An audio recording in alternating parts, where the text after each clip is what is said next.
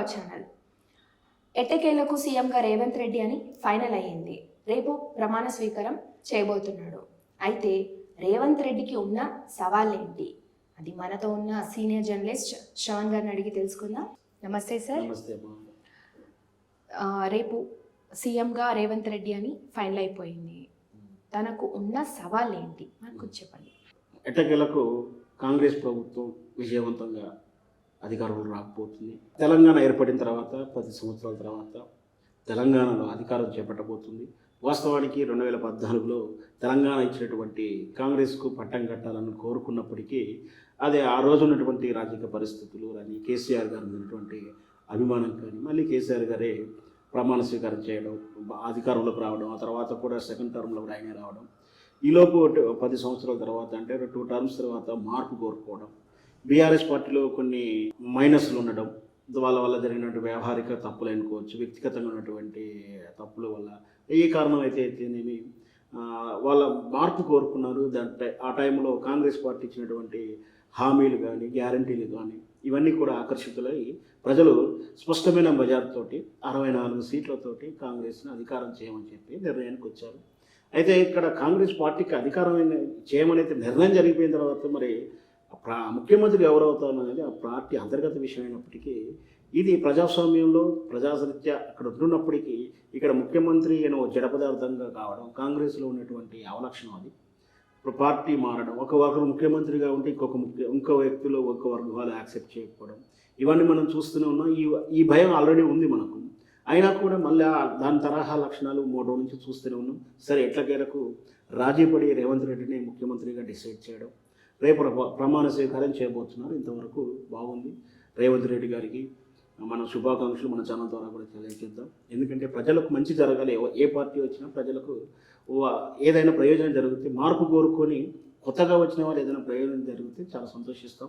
మొదటిగా మనమే సంతోషిస్తాం. కాబట్టి మన ఛానల్ తరఫున శుభాకాంక్షలు తెలియజేస్తూ, మరి రేవంత్ రెడ్డి గారు ముందున్నటువంటి సవాల్ ఏంటి? జనరంజకంగా పరిపాలించగలుగుతాడా? ఆయనకు ఈజీగా ఉందా? ఎందుకంటే ఆల్రెడీ రాష్ట్రం అప్పులతో ఉందని చెప్పేసి వాళ్ళు విమర్శిస్తున్నారు. నిజమైన మాట, వాస్తవం. ఏ రాష్ట్రమైనా సరే అప్పులతో ఉంటుంది. సో తలకు మించిన భారమైన అప్పులు ఉన్నాయని కూడా వాదిస్తున్నారు. సో అది రాజకీయ కోణంలో ఎంత చర్చ జరిగినా అప్పులు ఉన్నమాట వాస్తవమే. ఈ అప్పులున్న పరిస్థితులతో పాటు గతంలో బీఆర్ఎస్ పార్టీ అధికారంలో ఉన్నప్పుడు ఆ బడ్జెట్ ఆల్రెడీ లక్షలు దాటిపోయింది. 1,00,000 కోట్ల రూపాయల బడ్జెట్కి వచ్చేసాం. ఆ రోజులో కూడా ఆర్థిక ఇబ్బందులు ఉన్నా కూడా భారీ ప్రాజెక్టులు అంటే కాళేశ్వరం లాంటి ప్రాజెక్టులు కానీ, రకరకాల హామీల పత్రం కానీ, రైతు బీమా కానీ, రైతు భరోసా కానీ, రైతు బంధు కానీ, ఇట్లా రకరకాల పథకాల మీద వాళ్ళైతే కొంచెం ఎక్స్ట్రీమ్గానే చేశారు. ప్రజల్లో చాలా సంక్షేమాన్ని పొంది ఉన్నారు. కేవలం వాళ్ళ మీద ఉన్నటువంటి వ్యక్తిగతమైనటువంటి కొన్ని అపోహల వల్ల, వ్యక్తిగతమైనటువంటి కారణాల వల్ల, కాంప్లైంట్స్ వల్ల వాళ్ళని మార్చుకున్నటువంటి ప్రజలు. సో మరి కాంగ్రెస్ వచ్చిన తర్వాత వీళ్ళకు రావడంతో ఈ రాష్ట్రంలో అధిక బడ్జెట్ ఉంది, అంటే అప్పులు చాలా ఉన్నాయి. దాంతోపాటు వీళ్ళు ఇచ్చినటువంటి హామీలు ఉన్నాయి. అది ఇప్పుడు వీళ్ళకు సవాలుగా ముందుంది. ఎందుకంటే వాళ్ళు అధికారంలో రావడానికి ప్రధాన కారణం 6 గ్యారంటీలు అనుకున్నటువంటి హామీలు, ఉచిత పథకాలు ప్రజలకు హామీ ఇచ్చారు. దాని పేరు కూడా గ్యారంటీలు అని పెట్టుకుంటూ 6 రకాలైనటువంటి సంక్షేమ పథకాలని, 6 రకాలైనటువంటి ఆకర్షణ పథకాలని వాళ్ళు ఆల్రెడీ అనౌన్స్ చేస్తూ, మేము అధికారంలోకి వచ్చిన 100 రోజుల్లోపు ఇవన్నీ కూడా ఫుల్ఫిల్ చేస్తాము, వీటిని అమలు చేయడానికి చిత్తశుద్ధిని ప్రదర్శిస్తాము అంటూ ఒక 6 గ్యారంటీ పథకాలను వాళ్ళు ఇంట్రడ్యూస్ మాటించడం జరిగింది. అవి ముందు వాళ్ళకు అధికారంలో రాగానే 2 సవాళ్ళుగా మారే అవకాశాలు ఉన్నాయి. ఇటువైపు ఆర్థిక పరిస్థితి బాగలేదు. వీళ్ళు ఇచ్చినట్టు 6 గ్యారంటీలకే సుమారు 88,000 కోట్ల రూపాయలు ప్రతి సంవత్సరానికే కావాల్సి ఉంటుంది. మరి ఈ సుమారు 1,00,000 కోట్ల రూపాయలు ఎక్కడి నుంచి తీసుకొస్తారు? వీళ్ళేమో సంపదల సృష్టి గురించి కాన్సన్ట్రేషన్ లేదు, చెప్పలేదు, అనుభవం లేదు. పైగా వాళ్ళలో ఐక్యత కూడా ఉండదు. సో మరి సంపదల సృష్టి ప్రశ్నార్థంగా ఉన్నప్పుడు మరి ఈ సవాళ్ళని ఏ విధంగా అధిగమిస్తారనేది మనం భవిష్యత్తులో వాళ్ళ పాలనలో చూడాల్సింది తప్పించి మనం ప్రొడక్ట్ చేయలేము. అయినా కూడా వీళ్ళ ముందున్నటువంటి సవాళ్ళు ఏంటంటే ప్రధానంగా రేపు ప్రమాణ స్వీకారం రోజే ముఖ్యంగా లేడీస్కి ఇచ్చిన పథకాలు ఉన్నాయి. వాటిని అమలుకు శ్రీకారం చుడుతున్నారు. ఒక్కొక్క పథకం గురించి మనం వివరిస్తాను. ఫస్ట్ మహాలక్ష్మి పథకం. ఈ మహాలక్ష్మి పథకం కింద ఏమేమి మాట ఇచ్చారంటే 2,500 రూపాయలు ప్రతి స్త్రీ మహిళలు అంటే ఇక్కడ నిస్సహాయిత మహిళలు లేదా దిగువ మధ్యతరగతి కుటుంబం వాళ్ళకు సుమారు వీళ్ళు 2 లక్షల మంది దాకా ఉంటారని ఒక అంచనా. అంటే వైట్ కార్డు బేస్ ఏం కాదు, మధ్యతరగతి ముందు అట్లా తీసుకున్నా కూడా సుమారు ఈ రాష్ట్రంలో 2 లక్షల మంది మహిళలు ఉంటారు, గృహిణులు ఉంటారు. వాళ్ళకి ప్రతి నెల 2,500 రూపాయలు వాళ్ళ ఉపాధి కోసం కానీ ఏదైనా పెట్టుబడి చేస్తానికి కానీ కుట్టు మిషన్ ఇంకెట్లా ఇతర బిజినెస్ చేసుకోవడానికి ఇది ఏంటంటే వాళ్ళల్లో ఉపాధిని పెంపొందించే ఉద్దేశం అంటే వాడు ప్రొడక్టివిటీ ఉండాలి వాళ్ళకు. అది 2,500 ఇస్తున్నారు వాళ్ళకు. తర్వాత గ్యాస్ కేవలం 500 రూపాయలకే గ్యాస్ ఇస్తా అన్నారు గృహిణికి. ఇవన్నీ కూడా గృహిణి విశేషం. ఇంకొకటి బస్సు ఉచిత ప్రయాణం మహిళలకు. సో ఇక్కడ ఇదేంటంటే 25,000 రూపాయలు అంటే 2 లక్షల మంది కంటే సుమారు ప్రయాణం 6,000 కోట్ల రూపాయలు ఇవన్నిటికీ కావాల్సి వస్తుంది. 500 గ్యాస్కి కూడా డబ్బులు కావాల్సి వస్తుంది. దాంతోపాటు బస్సు మరి అది పల్లె బస్సుకే ఇస్తారా, అన్ని బస్సులకు ఇస్తారా, ఇవన్నీ కలుపుకుంటుంటే 6,000 కోట్లకు మించినటువంటి ప్రయాణం బడ్జెట్ పడుతుంది. మరి ఏ విధంగా నిర్ణయించుకుంటారు, ఏ విధంగా వీళ్ళు ఆర్థికంగా వనరులు ఏ విధంగా సమకూర్చుకుంటారు, ఇవి ఇమీడియట్లీ అమల్లోకి వస్తుంది. అంటే ఈ రోజు నుంచే అంటే ఒక 2,500 లబ్ధిదారులు ఎన్నిక ఇదంతా ఒక 2-3 నెలలు పడుతున్నా కూడా గ్యాస్ రేపు ప్రమాణ స్వీకరణ మనిషి రోజు నుంచి గ్యాస్ 500 రూపాయలు అవుతుంది. తర్వాత బస్ ప్రయాణం కూడా బహుశా విధి విధానాలు క్రియేట్ చేస్తున్నప్పుడు 1 వీక్ 10 డేస్ పడుతుండొచ్చు. ఆల్మోస్ట్ 2 వీక్స్లో ఈ పథకాలు అమల్లోకి రావాల్సి ఉండే వాళ్ళు ఇచ్చిన మాట ప్రకారం. సో 6,000 కోట్ల రూపాయలు వీళ్ళు సిద్ధంగా ఉండాలి. మరి ఏం చేస్తారో చూడాలి. రైతు భరోసా పథకం ఆల్రెడీ కేసీఆర్ గారు రైతు బంధు పేరు మీద 10,000 రూపాయలు ఇస్తున్నాడు. అయితే వీళ్ళు 15,000 ఇస్తామని చెప్పి వీళ్ళు మాట ఇచ్చి ఉన్నారు. అయితే కేసీఆర్ గారు ఇచ్చిన ప్రభుత్వ పాలనలో సుమారు 6,69 లక్షల మంది లబ్ధిదారులు ఉన్నారు. ఇకపోతే ఇప్పుడు 6 లక్షల మంది కౌలుదారులు కూడా యాడ్ చేస్తున్నాడు ఆయన. వీళ్ళకి 12,000 కౌలుదారులు అంటే ఎవరైనా భూమిని కౌలుకు తీసుకుని పని చేసుకోవాలి. అంటే ఓనర్లకు ఇస్తున్నాడు, ఇటు కౌలుదారులకు ఇద్దరికి ఇస్తున్నాడు. ఒకే భూమి మీద రైతుకి ఇస్తాడా కౌలుకి ఇస్తాడా క్లారిటీ అయితే ఇవ్వలేదు. బహుశా ఎవరికి ఒక్కరికి ఇచ్చినా ఇద్దరికి ఇచ్చినా కూడా అమౌంట్ అవుతుంది. సో దానికి ఒక 3,000 కోట్లు అవుతుంది. రైతుకు ఇచ్చిన 3,000 కోట్లు అవుతుంది. దాంతోపాటు వీరు కింటాకు వరి ధాన్యానికి మినిమం ప్రైస్ అని ఒకటి ఉంటుంది, మినిమం అంటే మద్దతు ధర అని ఒకటి ఉంటుంది. అది కాకుండా ఇంకొక 500 రూపాయలు ఎక్స్ట్రా వీళ్ళు ఇస్తూ అంటున్నారు. అంటే గవర్నమెంట్ సెంట్రల్ గవర్నమెంట్ ఇసేసి మద్దతు ధరతో పాటు ఇంకొక 5 రూపాయలు రాష్ట్ర ప్రభుత్వం పడించుకొని మద్దతు ధర ప్రకటిస్తుంది. దానికి కూడా ఒక పర్ క్రాఫ్ట్కు 750 కోట్ల రూపాయలు కావాల్సి వస్తుంది. అంటే ఈ రైతు బంధు భరోసా పథకం పేరు మీద వెరసి సంవత్సరానికి 30,000 కోట్ల రూపాయలు ఉన్నాయి ఖర్చు వస్తుంది. అంటే సంవత్సరానికి 30,000 కోట్లు, అంతకుముందు దానికి 6,000 కోట్లు. ఆ తర్వాత ఇందిరమ్మ పథకం, ఇందిరమ్మ రాజ్యం, ఇందిరమ్మ పథకం, ఇందిరమ్మ వికాసం అని చెప్పి ఒక పథకాన్ని పెట్టారు. దీని ప్రకారం ఇందిరమ్మ ఇల్లులు అన్నట్టు ఇవన్నీ కూడా గతంలో ఇంటి స్థలాలు ఉన్న వాళ్ళకి నిర్మించుకోవడానికి డబ్బులు ఇస్తున్నారు. ఆ ప్రభుత్వం ఇచ్చిన ఆయన కూడా వీళ్ళు కూడా ఇంటి స్థలాలు ఇస్తూ అంటున్నారు, ఇంటి నిర్మాణానికి డబ్బులు ఇస్తూ అంటున్నారు. ఉద్యమకారులకు కూడా 250 గజాల భూమి ఇస్తూ అన్నారు తెలంగాణ ఉద్యమకారులకు. ఇదంతా కూడా సుమారు 15 లక్షల మంది లబ్ధిదారులు ఉంటారని ఒక అంచనా.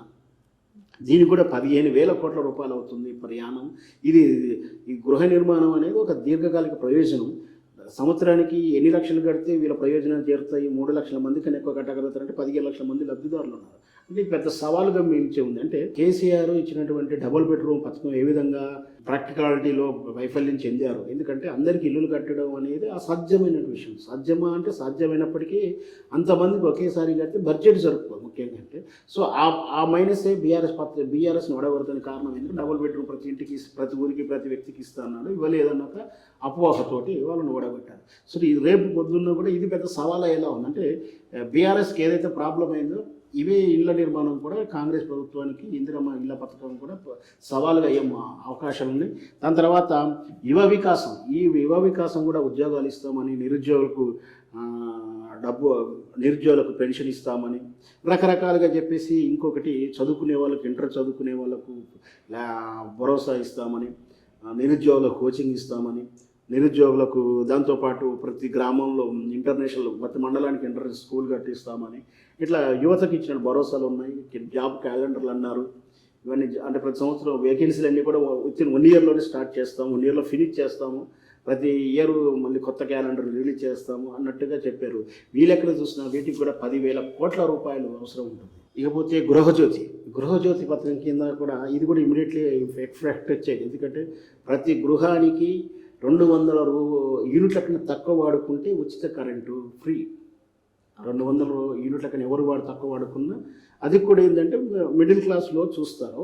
మరి దానికి మెజర్మెంట్ ఏం చేస్తారు, నియమాలు ఎట్లా పెడతారు క్లారిటీ లేకున్నా సుమారు 1,20,00,000 ఫ్యామిలీ యూనిట్స్ ఉంటాయి ఒక ఇంటికి. ఇట్లా ఒక గృహాన్ని తీసుకుంటే ఎంత లేదని 1,20,00,000 కనెక్షన్స్ ఆల్రెడీ ఉన్నాయి. వీళ్ళు ఫిల్టర్ చేస్తే బహుశా వీళ్ళు చెప్తున్న 200 యూనిట్లు వాడే కన్జ్యూమర్స్ ఉన్నారు కదా, ఈ ఎవరైతే గృహాలు చెప్తున్నారో అంతా చూసుకుని 1 కోటి మంది గృహాలు ఉన్నాయి. అంటే 1 కోటి మందికి కరెంటు బిల్లు అంటే సుమారు 600-700 రూపాయలు వస్తుంది. అంటే ప్రతి ఇంటికి 700 నెల ఫ్రీ ఇస్తున్నారు. ఈ విధంగా ఇస్తే 35,000 కోట్ల రూపాయలు ఒక పరియాణం కావాల్సి వస్తుంది. మరి వీటికి ఏ విధంగా సమకూర్చుకుంటారో తెలియదు. తర్వాత చేయూత పథకం కూడా చాలామందికి పెన్షన్దారులు అంటే ఇక్కడ చెప్పినటువంటి వృద్ధాప్య పెన్షన్లు అంతా కూడా 4,000 ఇస్తా అన్నాడు. 3,000 నుంచి వీళ్ళు 4,000 ఇస్తా అన్నారు. దాంతోపాటు 10 లక్షల ఆరోగ్య బీమా ఇస్తా అన్నాడు. సో ఇవన్నీ వీటికి కూడా బెనిఫిషియర్స్ ఆల్రెడీ 44 లక్షల మంది బెనిఫిషియర్స్ ఉన్నారు. వీళ్ళకు కూడా 30,000 కోట్ల రూపాయలు కావాల్సి వస్తుంది. వెరసి దగ్గర 1,00,000 కోట్ల రూపాయలు అంటే పరియాణం ఈ 6 పథకాలకే 1,00,000 కోట్ల రూపాయలు కావాలి. ఇవి కాక మళ్ళీ ప్రాక్టికల్గా వచ్చే పథకాలు కానీ ఇంకొకటి రన్నింగ్లో వచ్చి కొన్ని అనుకోకుండా వచ్చే ధరల పెరుగుదల విషయంలో చూసుకున్నా, రకరకాల పథకాల విషయం చూసుకున్నా 1,00,000 కోట్ల రూపాయల సవాళ్ళు ఉంది వీళ్ళ మీద. మరి సంపద సృష్టి ఎక్కడి నుంచి చేస్తారు? పన్నులు ఆల్రెడీ ఎగ్జిస్టింగ్ అంటే ఇక్కడ ఈ రాష్ట్రంలో పెరగాల్సిన భూమి ధరలు పెంచింది ప్రభుత్వం. ఇంతకన్నా పెంచితే తిరగబడతారు. జిఎస్టీ సిఎస్టీ మన చేతిలో ఉండదు, కేంద్ర ప్రభుత్వం చేతిలో ఉంటుంది. పెట్రోల్ డీజిల్ ఆల్రెడీ పెంచేసి ఉన్నారు. లిక్కర్ పాలసీలో కూడా ఆల్రెడీ లిక్కర్ టెండర్లు అయిపోయాయి. లిక్కర్ కూడా పెరిగి ఉంది. మా అంటే లిక్కర్లో ఇంకొక 10 రూపాయలు పెంచుకోగలుగుతారు, అంతకన్నా ఎక్కువ పెంచుకునే అవకాశం లేదు. సో ఆల్రెడీ గవర్నమెంట్ జీతాలు 10వ తారీఖు 15వ తారీఖు ఇస్తున్నటువంటి కేసీఆర్ ప్రభుత్వానికి కాదని, బీఆర్ఎస్ ప్రభుత్వానికి కాదని ఇప్పుడు కాంగ్రెస్ని కోరుకుంది. ఆ రోజుల్లోనే కేసీఆర్ పథకాల వల్ల సుమారు 36,000 కోట్ల రూపాయలు ఏదో బడ్జెట్ వాళ్ళది. అయినా కూడా వాళ్ళు అడ్జస్ట్మెంట్ చేసుకోలేక 10వ తారీఖు, 8వ తారీఖు, 12వ తారీఖు సాలరీస్ ఇచ్చినటువంటి విధానం కూడా ఉంది. సో అప్పుడే ఆ డేట్లో ఇస్తే ఇన్ని లక్షల కోట్ల బడ్జెట్ ఉన్నటువంటి ప్రభుత్వ ఉద్యోగులకు జీతాలు ఎప్పుడు ఇస్తారు వీళ్ళు అనేది ఒక ప్రశ్న. ఎందుకంటే ఈ ప్రభుత్వ ఉద్యోగులందరూ కూడా ఈ జీతాలు లేట్ అవ్వడం వల్ల బీఆర్ఎస్ని తిరస్కరించి కాంగ్రెస్ ప్రభుత్వానికి ఓటేశారు. ఇలాంటి వాళ్ళు మరి వీళ్ళకి 1వ తారీఖు సాలరీస్ ఇవ్వకుంటే పెద్ద సవాలుగా ఉండే అవకాశం ఉంది. ఇది పోను ఈ విధంగా ఈ పథకాల రూపంలో సవాళ్ళే కాకుండా అంతర్గత ఉన్నటువంటి పోరు, అంతర్గత అంటే వర్గ పోరు ఉంది వాళ్ళకు. దీంతోపాటు ఈ కాంగ్రెస్లో ఉన్నటువంటి అవలక్షణం ఏంటంటే స్కామ్లు చేస్తుంటారు, వాళ్ళకు అదుపు ఉండదు. అంటే ఇక్కడ కేసీఆర్ ప్రభుత్వం లేదా మోడీ గారు అక్కడ తీసుకున్న అధినేతలను దృష్టిలో పెట్టుకొని అక్కడ ఏమంటారు భయం కడుపులో ఉండి స్కాములు చేసే అవకాశాలు తక్కువ ఉంటుంది. కానీ కాంగ్రెస్లో అందరూ హీరోలే, అందరికి రాజులే కాబట్టి ఎవరు స్వతంత్ర నిర్ణయాలు వాళ్ళకు ఉంటాయి. దాంతో స్కామ్లకు ఎక్కువ అవకాశం ఉంది. సో అంటే ఇక్కడ గతంలో ఉన్న ప్రభుత్వాలు ఆయన సీఎం కానీ లేదా ఇప్పుడు స్పష్టంగా చెప్పాలంటే ఇక్కడ నిన్నటి ప్రభుత్వంలో కేసీఆర్ కేటీఆర్ ప్రమేయం లేకుండా ఏ మంత్రివర్గంలో అంటే ఉదాహరణ రెవెన్యూలో కానీ ఇంకా రోడ్డు రవాణా కానీ ఏ డిపార్ట్మెంట్లో ఏమీ నిర్ణయాలు జరగలేదు, వాళ్ళ ప్రమేయంతోనే జరుగుతుంది. సో ఇక్కడ అట్లా కాదు, ఎవరు ఇండివిజువల్స్ వాళ్ళు, ఎవరు స్కామ్ వాళ్ళు, ఎవరి స్కీమ్ వాళ్ళు చేస్తారు. సో వీటి నుంచి అధిగమిస్తూ ప్రభుత్వాన్ని కాపాడుకురావడం అనేది తలకు మించినటువంటి భారం అవుతుంది రేవంత్ ముందు. ఈ సవాళ్ళని అధిగమించి ప్రజారంజకంగా ఎలా పరిపాలిస్తారనేది మనం రాబోయే రోజు చూడాల్సిందే, మనం ప్రిడిక్ట్ చేయలేమండి. ఓకే, థ్యాంక్ యూ అండి. విన్నారు కదండి శ్రవణ్ గారి మాటలలో రేవంత్ రెడ్డికి ఉన్న సవాళ్ళ గురించి. 500కి సిలిండర్ అని అండ్ వృద్ధులకి పెన్షన్ అని అన్నీ చెప్పారు కదా. వీటి గురించి నెక్స్ట్ ఇప్పుడు రాబోయే డేస్లో ఏం చేస్తారో అనేది మనం తెలుసుకుందాం. అండ్ మన తరఫు నుంచి రేవంత్ రెడ్డికి శుభాకాంక్షలు. Thank you.